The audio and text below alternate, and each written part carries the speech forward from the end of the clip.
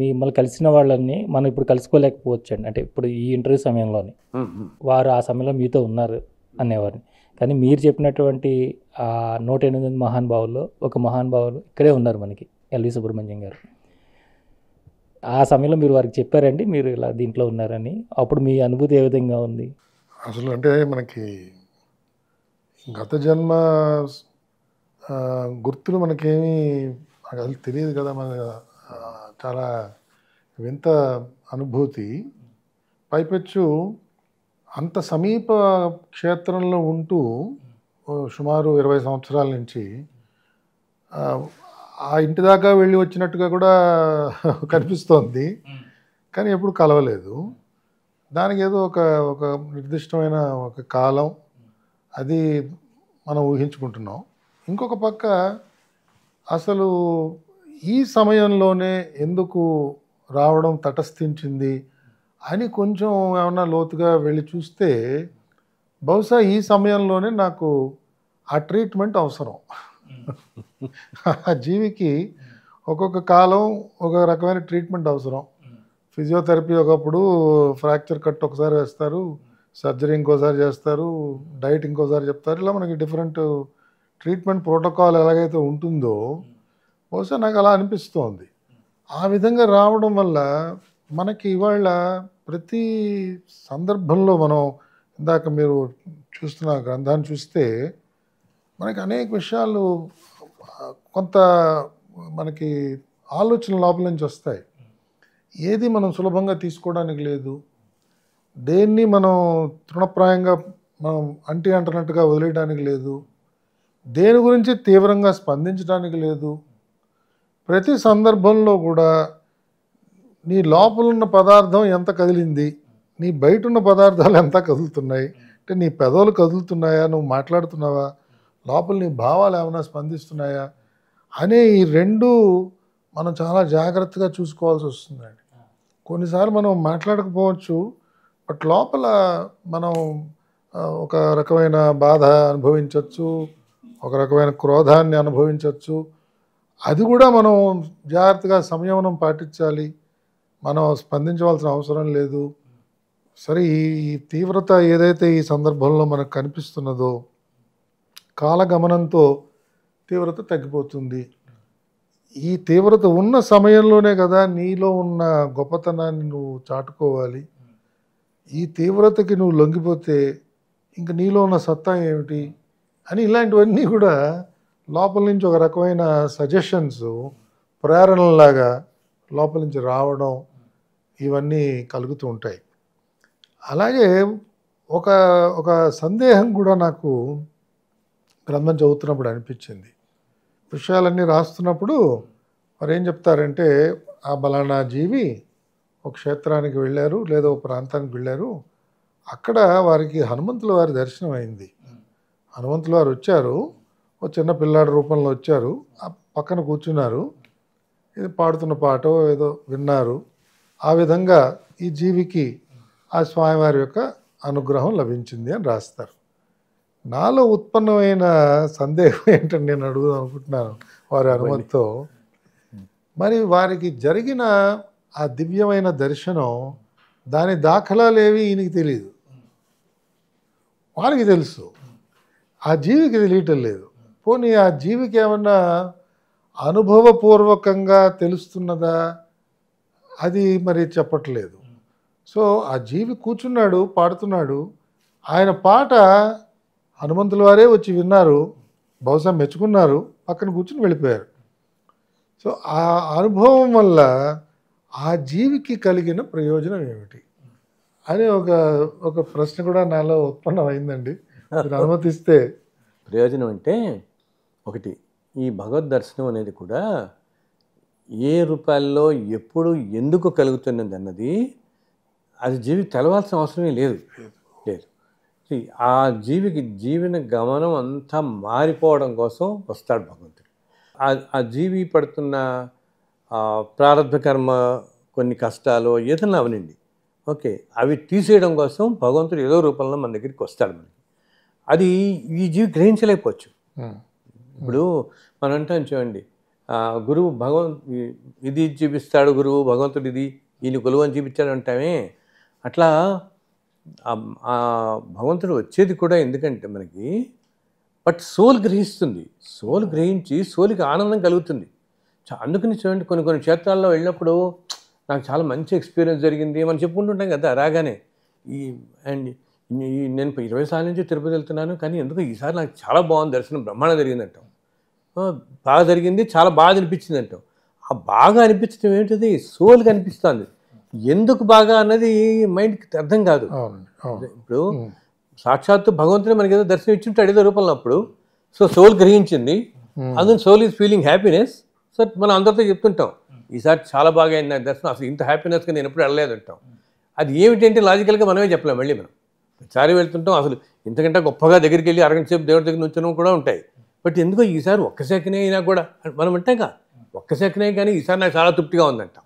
ఎందుకు దగ్గరికి వస్తాడు భగవంతుడు, ఈ మనిషి మంచి ఉన్నత మార్గంలో వెళ్తూ ఏదైనా ఒక కష్టంలో ఉన్నప్పుడు ఆ కష్టం నుంచి ఆ మనిషిని పక్కకి కొంచెం తగ్గించడానికి, ఉపశమనానికి, ఆ పక్కకి తోసేయడానికి ఆ ప్రారంభ కర్మని రకరకాలుగా ఏంటంటే, ఇప్పుడు ఒక జీవి మంచి మార్గంలో ప్రయాణిస్తున్నాను అనుకుందాం అనుకోండి, అవుతూ దీనివల్ల ఈయన ఏదైనా కొన్ని కష్టాలు పడుతూ ఇప్పుడు లైఫ్లో ప్రారంభ కర్మల వల్ల కొన్ని పడుతూ దానివల్ల ఈయన వల్ల జరగాల్సిన మంచి పనులు సొసైటీకి ఎప్పుడైతే జరగట్లేదో అప్పుడు భగవంతుడు ఏదో రూపంలో మన దగ్గరికి వచ్చి ఈ ప్రారంభ కర్మని పక్కకి తోసేస్తాడు, లేదా తర్వాత జన్మల్లోకి తోసేస్తాడు. ఇంకా కొన్ని జన్మలు ఉంటాయి కదా, ఆ జన్మలో అలా కొంచెం కొంచెం తోసేస్తే ఈ జీవి వల్ల ఏమవుతుంది, వెంటనే ఈ ప్రారంభ కర్మ తెలియపోయి ఈ ధర్మ ప్రచారంలో మంచి స్పీడ్గా ముందుకు వెళ్ళిపోతాడు. అండ్ అదే కదా కావాల్సింది భగవంతుడికి, ధర్మం జరగాలి. ఇది ఎవరి వల్ల అందరికీ అనిపించదు కదా. అందుకనే మనం ఇది జడ్జి చేయడం చాలా కష్టం. ఒక్కోసారి చూడండి, అతి నార్మల్గా ఉండేవాళ్ళు కూడా భగవంతునికి దర్శనం జరిగిందని చెప్తారు వాళ్ళు. అది అతి నార్మల్ అనేది మనం జడ్జ్ చేస్తున్నాం. అది ఆ సోల్ నార్మలా కాదా మనకి తెలియదు, అసలు వాడికి తెలియదు. అసలు ఆ మనిషికి కూడా చాలామంది ఏంటంటేనండి, మనని మనం అండర్ ఎస్టిమేట్ చేసుకుంటాం. మనం ఎలా ఎస్టిమేట్ చేసుకుంటాం, మన ఆలోచనలు, మన జీవన విధానం, పుట్టినప్పటి నుంచి ఇలా పెరిగాం అలా పెరిగాం, ఇగో వాడిని అలా తిట్టాం, లేకపోతే నేను ఈ తప్పు పని చేశాను, నేను వీటితో ఇట్లా ఉన్నాను, వాటితో ఏదో కొట్టాను, వాడిని ఇట్లా. మన జరిగిన ఎక్స్పీరియన్సెస్, మనకు చుట్టూగా జరిగిన అనుభవాలు, వీటిలన్నిటి బట్టి మనం అవతల వాళ్ళు జడ్జ్ చేయడం కాదు, మనమే జడ్జ్ చేసుకుంటాం. ఒక ఆత్మ న్యూన్యత భావంలోకి వెళ్ళిపోతాం. ఒక ఇన్ఫీరియారిటీ కాంప్లెక్స్లోకి వెళ్ళిపోయి we underestimate our selves. మనం ఫిజికల్గా అండర్ ఎస్టిమేట్ కాదు, మన సోల్ని కూడా అండర్ ఎస్టిమేట్ చేస్తాం. బట్ సోల్ ఏమిటంటే అసలు మనకు తెలియదు కదా, సోల్ని ఎలా అండర్ ఎస్టిమేట్ చేస్తాం మనం. ఓకే, ఎగ్జాక్ట్లీ ఈ సోల్ ప్రయాణం ఏంటనేది మనం ఈ జన్మతో, మన ఈ చక్షువులు, ఈ మైండ్తో అసలు ఎస్టిమేట్ చేయలేం. అందుకనే చాలామంది నేను ఎవరితో అన్నాను అనుకోండి, మీకు భగవంతుడు దర్శనం అయిందంటే నేను ఇట్లా ఉన్నా, నాకే దర్శనం ఎందుకు అంటారు. వాళ్ళు నమ్మలేరు కూడా. కానీ ఆ సోల్ మనకు కనపడుతుంది, ఎదురుకుండా సోల్ కనిపిస్తూనే ఉంటుంది. నేను ఎవరితో కూర్చొని అంటాను, నాకు సోలే కనపడుతుంది, అసలు వాళ్ళ ఫిజికల్ పారామీటర్స్ ఏమీ నా కంటికి కనపడవు. ఏ మనిషికైనా నేను అన్నయ్యగా చూస్తాను. So soul will feel happiness. ఆ భగవంతులా వచ్చి కూర్చుని ఆ సోల్ని బయట పడేస్తాడు అనమాట. అందుకనే చూడండి, ఒక్కోసారి అతి చిన్న ఉద్యోగాలు, అతి చిన్న వ్యాపారాలు, ఏవో చిన్న చేసుకునే వాళ్ళు కూడా సడన్ మార్పు వచ్చేసి వాళ్ళల్లో పూర్తిగా ధర్మం వెళ్ళిపోతారు. ఏదో చేయాలి తపన పడిపోతారు కదా. అసలు వాళ్ళకి పాపం వనరులు ఉండవు, వసతులు ఉండవు, ఏముండవు. కానీ అసలు జీవితాంతం ధారపోసేసిన వాళ్ళు ఉంటారు. అసలు పిల్లని పక్కన పెట్టేసి తపన ఎట్లాగైనా మనం ఏదో చేయాలి, ఈ మంచి పని చేయాలి, ఏదో ఈ గుళ్ళు కట్టి ఏదైనా, లేకపోతే అందాకెందుకు మనం చాలామందిని చూస్తాం చూడండి, ఏదో ఈ హాస్పిటల్స్కి వెళ్ళి పాపం అందరికీ ఫీడ్ చేసేవాళ్ళు, వంటలు వండి ఆడవాళ్ళని కొంతమంది. ఈ మధ్య కూడా మనం కూడా ఒక ఆవిడ విన్నాను, పాపం ఆవిడ ప్రతిసారి వెళ్ళి 40 మందికి ఆవిడ ఒక్కటి ఇంట్లో కూర్చొని వండి క్యాన్సర్ హాస్పిటల్కి వెళ్ళి పేషెంట్స్ అందరికి పెడుతుందండి. ఎందుకు జరుగుతుంది అది? ఎంత మంచి కార్యం అది. ఓకే, సో ఇవన్నీ ఏంటి, సోల్ లక్షణాలు ఇవన్నీ అనమాట. సో భగవంతుడికి తెలుసు ఈ సోల్ ఏమిటని. బట్ వీళ్ళు ఏం చేస్తాం, మనం చేస్తున్న పనుల వల్ల వాటి వల్ల అండర్ ఎస్టిమేట్ చేసుకుంటాం. అందరితో అదే చెప్తాను ఆయన, ఆత్మానుభూతి. అండ్ ఆత్మ మంచిది, చాలా ప్యూర్ అనమాట. సోల్ చాలా మంచి మార్గంలో వస్తుంది కాబట్టి మంచి పనులు అందరూ చేయగలుగుతున్నారా? ఇప్పుడు ఎన్నో కోట్లు ఉన్న వాళ్ళు కూడా చేయలేరు పనులు, అది సామాన్యం చేస్తున్నారు కదా. సామాన్య గృహిణులను మనం చేయడం చూస్తాం. సో ఆత్మానుభూతిని అందించడానికి భగవద్ దర్శనం జరుగుతుంది కానీ బుద్ధి గ్రహించలేదు. బుద్ధి గ్రహించటం అనేది, బుద్ధి గ్రహించే స్థితికి కూడా మానవులు ఈ సోల్ ఎదుగుతుంది. ఎప్పుడు ఇంకా టైం పడుతుంది. త్యాగరాజ స్వామి వారు రామచంద్రమూర్తి అదే రూపంలో కనపడతారు మనం ఇప్పుడు అన్నమాచార్యులు వారికి కనపడడానికి. ఆ స్థితికి సోల్ ఎదిగినప్పుడు భగవంతుడు అలా సాక్షాత్ అదే రూపంలోనే కనిపించినట్టు తెలుస్తుంది కూడా. అసలు భగవంతుడు మన దగ్గరికి వచ్చాడంటేనే ఆ స్థితే చాలా గొప్పది. అది గ్రహించడం ఎలా అవుతుంది? ఒకటి ఏంటంటే ఎవరైనా చెప్పగలగాలి, లేదా మన జీవితం కూడా మార్గం అలా తిరిగిపోతుంది. అలా తిరిగిందంటేనే మనకి ఎవరో మహానుభావుడు మన దగ్గరికి వచ్చి వెళ్ళాడు. మనం అంటే చూడండి, నేను ఏదో షిరిడీకి వెళ్ళాను, ఇంకా అక్కడితో నాకు మారిపోయింది నా లైఫ్ అంతా. ఇది సాధారణంగా వింటుంటాం. ఎవరో ఫలానా ఆయన కలిసాను నేను, అసలు అక్కడితో నా జీవితంలో తిరిగిపోయిందని వింటారు, మారిపోయిందని వింటారు. ఫలానా ప్లేస్కి వెళ్ళాను మారిపోయిందని వింటారు. ఎందుకు? అక్కడ మన సోల్కి ఆ భగవంతుడు, ఆ సద్గురువు ఆ రూపంలో he has send a message. వీళ్ళందరూ కూడా సోల్కే మెసేజ్ పంపిస్తారు. అది బికాజ్ ఎదుగుండా కూర్చొని చెప్తే వాడు ఇప్పుడు ఇన్ని ప్రవచనాలు చెప్తుంటే మారిపోయేటది ఈ ప్రపంచం అంతా మారిపోయేది వాడికి. పూర్తిగా బ్రహ్మాండంగా ఉండాల్సిన వాళ్ళే. ఇక సోల్కి వెళ్ళదు, ఇవన్నీ వినేదంతా మైండ్కే వెళుతుంది. రియల్గా సోల్కి వెళ్ళాలి కదా. సోల్కి వెళ్ళేలాగా ఆ గురువులు చేస్తారు. గురువులు ఆల్రెడీ మంచి మార్గంలో ఉండే మనుషులకి ఆ సోల్కి పంపిస్తారు మెసేజ్. వెంటనే వాళ్ళు ధర్మకార్యం చేయడానికి వెళ్ళిపోతారు. వాళ్ళు ఏదైనా కష్టాల్లో ఉండనివ్వండి, వాళ్ళు ఏంటి అలా ఉన్నవాళ్ళు, వాళ్ళు ఈ భౌతిక ప్రపంచంలో రకరకాల కష్టాలు పడుతుండొచ్చు, కానీ ఈ ధర్మం వెనకాల పడిపోతారు. వాళ్ళు అదే పని చేయాలి, ఈ ధర్మకార్యాలు చేయటం, నలుగురికి సాయం చేయటం, ఏదో విధంగా సొసైటీకి సమాజానికి సంబంధించిన మంచి చేయడానికి ఇన్ని కష్టాలు పడుతున్నా కూడా ఎందుకు భగవంతుడి నుంచి ఆ నిర్దేశం వచ్చింది వాళ్ళకి. వీళ్ళకి ఎందుకు వచ్చింది? ఆ సోల్ అంత మంచిది కాబట్టి వీళ్ళకి వచ్చింది, లేకపోతే అందరికీ ఇవ్వడు కదా ఆయన. అందుకనే నేను చెప్తుంటాను, మనం చేస్తున్న ఉద్యోగం, మనం చేస్తున్న జీవితం, మన వీటితో ఏమి సంబంధం లేకుండా సేవ చేసే మనుషులను చూస్తుంటాం కదా, మనం నిత్యం చూస్తుంటాం. ఏమీ లేకుండా సేవ చేసేవాళ్ళు ఇంకా పూర్తిగా అదే మార్గంలో పడిపోయే వాళ్ళని చేస్తుంటాం.